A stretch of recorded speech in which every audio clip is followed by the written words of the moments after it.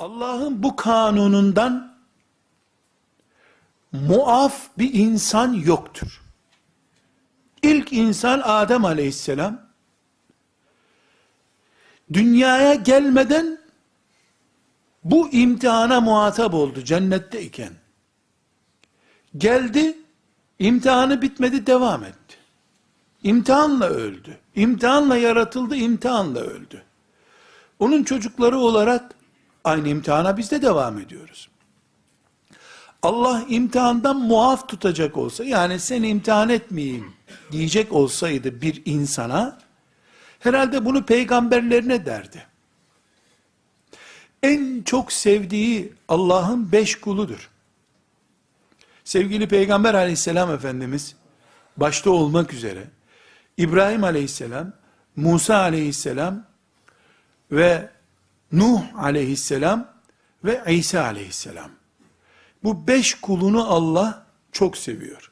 Hepsinden çok da Muhammed aleyhisselamı seviyor. Şu 5 kuluna bir dikkat ediniz.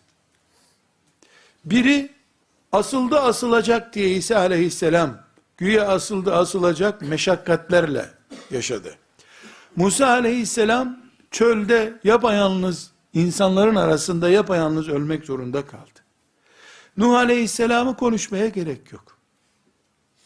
İbrahim aleyhisselama bak, Peygamber Efendimiz sallallahu aleyhi ve sellemin dedesi, bir bak, Kur'an çok açıkça diyor ki, وَاِذِ ابْتَلَى İbrahim رَبُّهُ بِكَلِمَاتٍ فَاَتَمَّهُنْ İbrahim'i pek çok şeylerle imtihan ettik biz diyor. Hepsini kazandı İbrahim.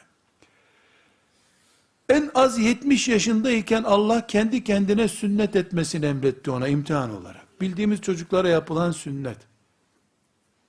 İmtihanlarından biriydi İbrahim Aleyhisselam. Ateşe atılmayı filan çok meşhur biliyoruz. O da bir imtihandı. Sevgili Peygamber Aleyhisselam Efendimiz'i konuşmaya gerek yok. Muafiyet, yani yok sen hariç.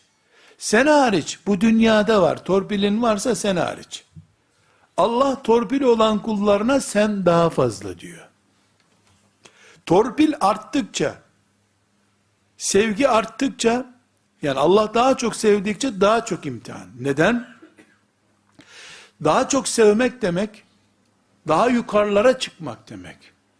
Daha yukarılara çıkmak için yakıtın daha fazla olacak. Motor kapasiten daha yüksek olacak o zaman. Daha yüksek kapasite daha çok yakıt demek. Daha çok yakıt daha çok meşakkat demek.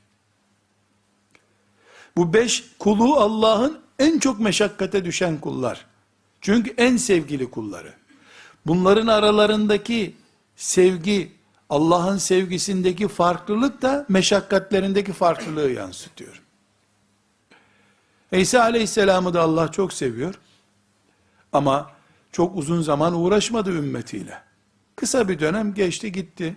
Rabbine kavuştu. Peygamber aleyhisselam efendimizin meşakkati tam 63 sene sürdü. Yetim doğdu. Dedesi sahipleniyordu, dedesi gitti. Amcası sahipleniyordu, amcası gitti. Hanımı yanındaydı, hanımı gitti. Ümmetiyle derdi oldu. Düşmanlarıyla da bir gün rahat edemedi bu dünyada. Çünkü ebedi olarak Allah'ın misafiri olacağı cennette kalmanın bedeliydi bunlar.